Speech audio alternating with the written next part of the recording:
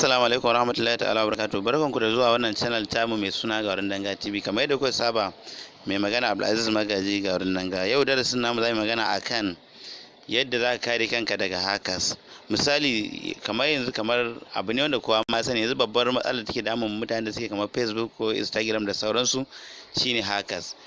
Da wuya ka ji an kwana biyu ko uku baka ji wani yayi complain akan an yi hacking na account ɗinsa ba. To don haka muga ya kamata mu bidiyo akan ya mutum zai yi, me ya kamata ya yi ya kare kansa daga a yi ma hacking din account ɗinsa. Don haka ku biyo mu. Kuma dan ci gaba muna tuni ga wanda yau shine farkon zuwa YouTube channel din tamu, ya dan tsaya taba mana alamar ta subscribing. Bayan ka taba kuma sai ka taba wani alamar karrawa. Bayan ka taba sai ka taba inda aka sa all, yadda da zarar mun sa sabon bidiyo a sanar da kai akan kare. Kamar yadda na yi bayani akan abu na farko da ake bukata abinda mutum ya kamata ya yi idan yana so ya kare kansa daga masu hacking din account na Facebook shine, da farko mutum sai ya shiga cikin profile ɗinsa. To ga nan zan shiga cikin profile ɗin Facebook ɗin na kamar haka. Gashi nan zan shiga kamar haka. To bayan mutum ya shiga cikin profile ɗin sai ya zo nan ƙasa, ga wani waje nan da aka rubuta edit public detail. Ga nan zan yi cycle ɗinsa kamar haka. Ga nan zan yi cycle ɗinsa. To wannan wajen da cycle na ake bukata mutum ya shiga. To gashi nan zan shiga. Bayan ka shiga kamar haka sai ka scroll ɗin ka tafi can daidai shafin ƙasa. Idan ka tafi daidai shafin ƙasa, ga wani wajen da aka rubuta edit your about info. To daidai inda aka rubuta wannan wajen gashi nan zan dan yi cycle ɗinsa, ko kuma ba ma sai na yi cycle ba, gashi nan shine na ƙasa an sa edit your about info. To nan mutum zai clicking. To gashi nan na yi clicking ɗinsa kamar haka. Bayan ka danna shi sai ka dan jira ya bude. To bayan ya bude sai ka tafi ƙasa daidai inda phone number ka take, ga inda daidai number waya na yake. To ga daidai wanda da aka rubuta edit daga bangaren gefen number tawa, gashi nan zan dana kamar haka. Yawa. To bayan ka danna sai ka dan jira ya dan bude.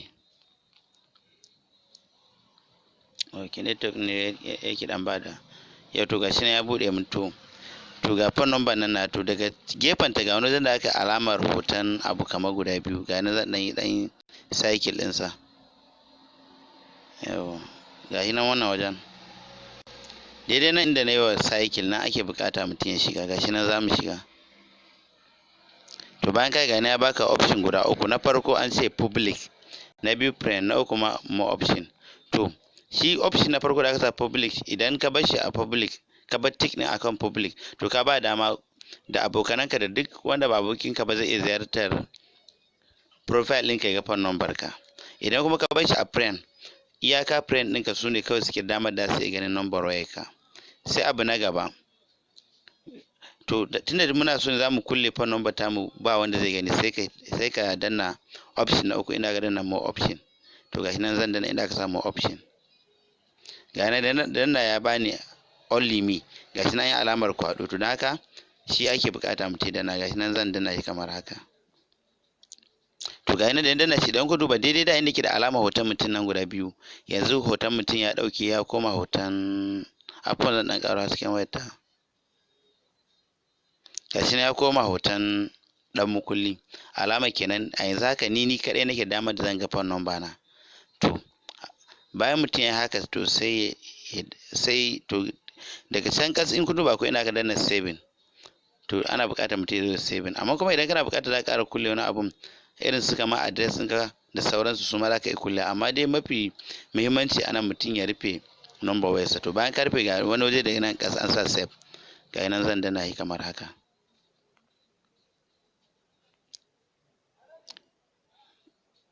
Yawwa, to ga nan na yi saving ɗin sa.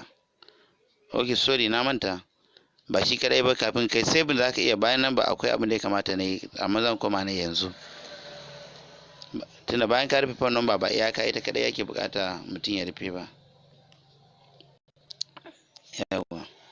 Za na koma, ga nan zan ƙara koma kamar yadda na shiga da.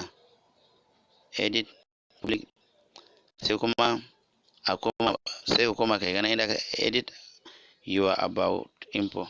Gashi nan zan shiga.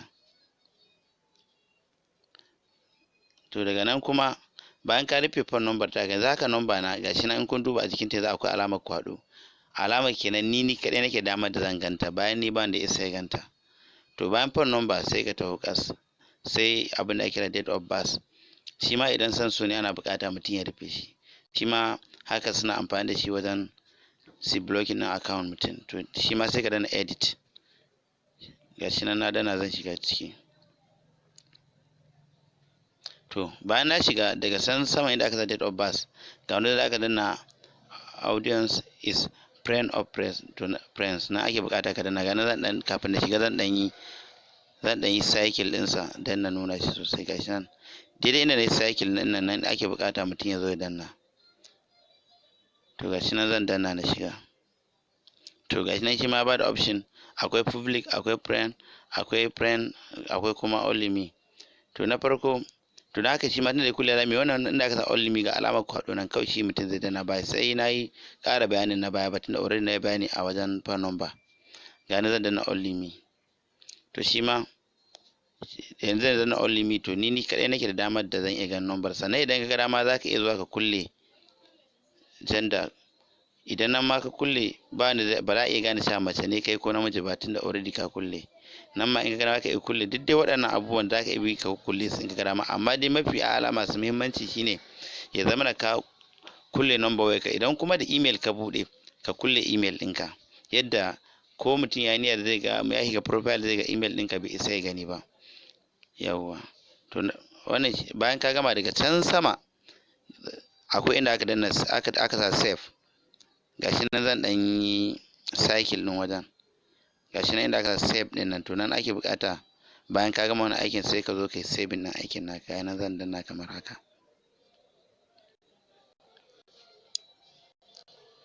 To yanzu ga yana nayi save din aikin da nayi, ga alamar save din ya dauke. To dan haka yanzu ko a ce mutum ya ziyarci account dina bai isa ya ga phone number na ba da haka manya-manyan abubuwan kamar phone number na da date of birth na. Da haka idan ka rufe wannan Allah da ba damar da za a iya hacking din account ɗinka. Na gode, wannan shine ƙarshen darasin namu. Sai dai ina tuni ga wanda yake yau ne farkon zuwa YouTube channel ɗin tamu, muna buƙata ya mana subscribing sannan kuma ya mana sharing ne da 'yan uwa su amfana. Na gode.